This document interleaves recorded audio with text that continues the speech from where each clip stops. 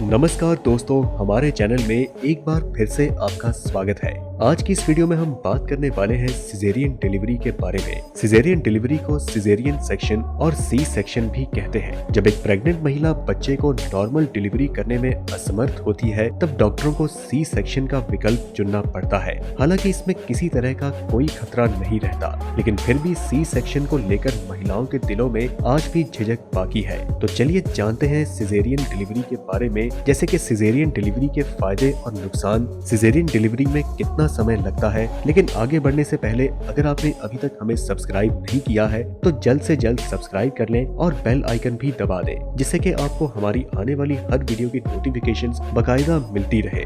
जब normal delivery की प्रक्रिया सही से आगे ना बढ़ पा रही हो तो शिशु का जन्म करवाने का सबसे तेज तरीका आपातकालीन सिजेरियन ऑपरेशन है। लेकिन अगर जटिलताओं की वजह से नॉर्मल डिलीवरी की बजाय सी सेक्शन ज्यादा सुरक्षित हो तो ये ऑपरेशन योजनाबद्ध या इच्छुक भी हो सकता है। महिलाओं में होने वाला ये सबसे आम और बड़ा ऑपरेशन है।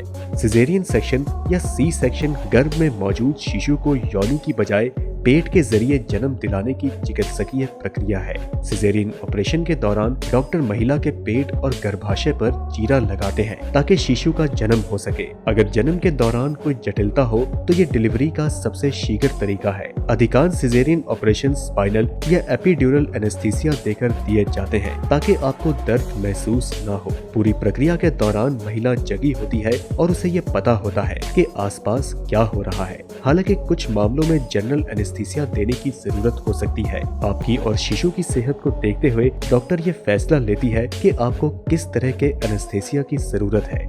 सी सेक्शन पेट का एक बड़ा ऑपरेशन होता है और इसमें कुछ जोखिम भी होते हैं। आमतौर पर यह तभी किया जाता है जब ये महिला के और उसके गर्भ में शिशु के लिए सबसे सुरक्षित विकल्प हो। बच्चे के जन्म के लिए सी सेक्शन करना है या नहीं, ये कई मामलों में या यूं कहें पूरी तरह से डॉक्टर पर निर्भर करता है। कहने का मतलब ये है कि आमतौर पर सी सेक्शन का फैसला डॉक्टर तब लेते हैं जब उन्हें ये पता चल जाता है कि नॉर्मल डिलीवरी से माँ या शिशु या दोनों की ही जान को खतरा हो सकता है, या जब प्रसव के पारंपरिक तरीके में कठिनाई हो रही हो, शिशु के दिल की धड़कन असामान्य हो, पेट में बच्चा उल्टा या तिरछा हो रहा हो, बच्चे के गले में कॉर्ड यानी कि नाल फंस गया हो, शिशु को विकास संबंधी कोई समस्या हो, माँ के पेट में जुड़वा यानी कि 2 या उससे ज्यादा बच्चे हो, पहला बच्चा सी सेक्शन से हुआ हो या पेट का दूसरा ऑपरेशन हो चुका हो, बच्चे को पेट में पूरी तरह से ऑक्सीजन न मिल रहा हो, स्टॉल लेबर यानी कि जब महिला सक्रिय लेबर में हो और लेबर पेन धीमा या बंद हो जाए, बच्चे का सिर जन्म नली यानी कि बर्थ कैनाल से बड़ा हो, बच्चे ने पेट में पॉटी कर दी हो जिससे कि उसे इन्फेक्शन का खतरा हो, माँ को स्वास्थ्य संबंधी कोई बीमारी हो जैसे कि थायराइड, ब्लड प्रेशर या हृदय से संबंधित कुछ और बीमारी, एक्टोपिक प्रेगनेंसी यानी कि भ्रूण गर्भाशय के अलावा कोई और स्थिति हो, प्री मैच्योर डिलीवरी यानी कि बच्चा 7वें या 8वें महीने में हो जाए। डॉक्टर आपको ऑपरेशन की पूरी प्रक्रिया समझाएंगे। अगर प्लानिंग के साथ साथ सी सेक्शन किया जाएगा तो 8 घंटे पहले खाने पीने को डॉक्टर मना करेंगे, लेकिन एक्सट्रीम कंडीशन में एनीमा भी दिया जा सकता है।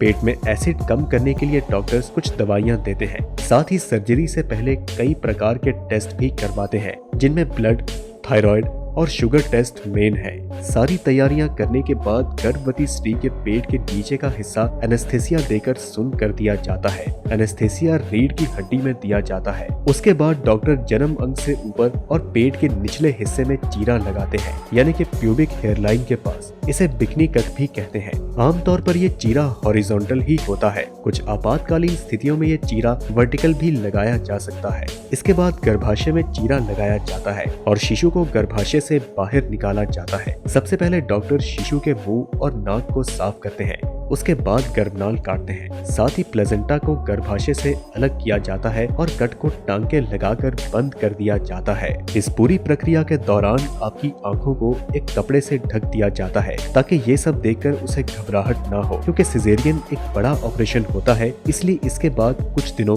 या हफ्तों तक आपको कुछ दर्द तो रहेगा। ऑपरेशन के शुरू होने से पहले आपको जो एपिड्यूरल दिया जाएगा वह आपके शरीर के निचले हिस्से को सुन्न कर देगा, इसलिए जब ये अपना प्रभाव भाप दिखाता है तो आपको प्रसव के संकुचन या वास्तविक ऑपरेशन का दर्द महसूस नहीं होगा, लेकिन आपको एपिड्यूरल लेने से पहले तक संकुचन महसूस होते रहेंगे। साथ ही साथ जैसा किसी अन्य ऑपरेशन में होता है, वैसे ही इसमें भी एनेस्थीसिया का प्रभाव समाप्त होने पर चीरा लगाने के स्थान पर आपको दर्द महसूस होगा।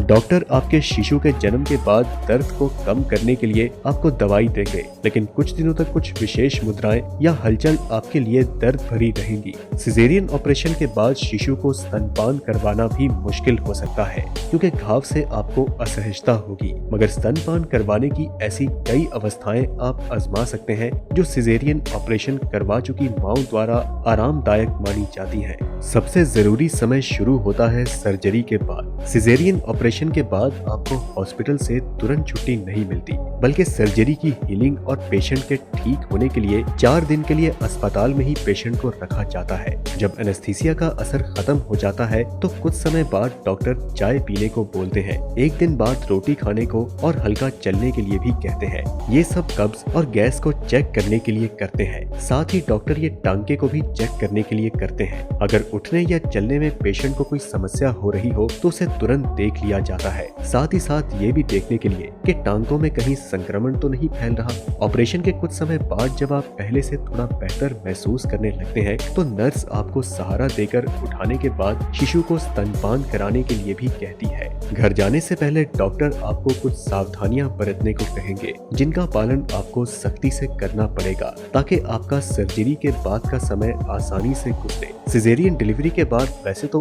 8 दिन बाद आप चलने फिरने और हल्का फुल्का काम करने के लायक हो जाते हैं, लेकिन भारी काम करना या भारी सामान उठाना अभी भी मना होता है, क्योंकि इससे टांगों के खुलने या पकने का डर रहता है। सर्जरी के बाद खान पान का विशेष ध्यान रखना जरूरी होता है। अगर सर्जरी के बाद हल्का और आसानी से पचने वाला लेकिन पौष्टिक भोजन करना चाहिए ताकि आप जल्दी से जल्दी स्वस्थ हो सके। कुछ दिनों के लिए घी खाना छोड़ दें, क्योंकि इससे टांगों को जल्दी सूखने में मदद मिलती है। ऑपरेशन के बाद डॉक्टर 8 दिन के लिए नहाने से मना करते हैं। घर आने के बाद भी ये रूल फॉलो करें, क्योंकि पानी पड़ने से टांगे पकने या खुलने का डर रहता है। और जितना हो सके बेड रेस्ट करें, तनाव कम से कम लें और अपना पूरा ध्यान अपने बच्चे और खुद के स्वास्थ्य पर लगाएं।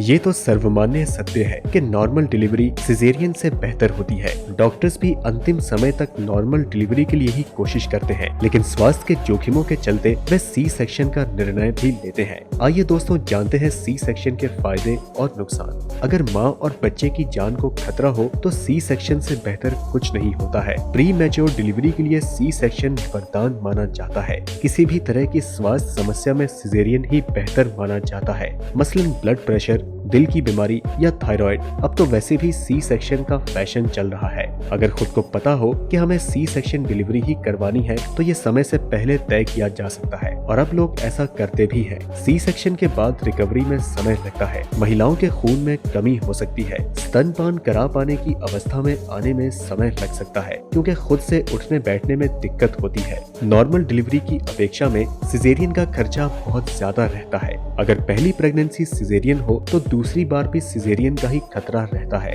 सिजेरियन के बाद कभी कभी शिशु को जॉन्डिस या पीलिया का खतरा हो सकता है, लेकिन ये बात तो तय है कि सी सेक्शन का चुनाव डॉक्टर्स इमरजेंसी में यानी लास्ट मोमेंट पर ही करते हैं। तो दोस्तों उम्मीद है कि आपको ये पता चल चुका होगा कि सिजेरियन क्या है और कैसे होता है। अगर आप भी इसके बारे में कुछ जानते हैं तो अपनी जानकारी हमारे साथ कमेंट सेक्शन में जरूर शेयर करें। वीडियो पसंद आई तो इसे लाइक करें और अपने दोस्तों के साथ ज्यादा से ज्यादा शेयर करें। हम मिलते हैं आपसे अगली वीडियो में, तब तक के लिए नमस्कार।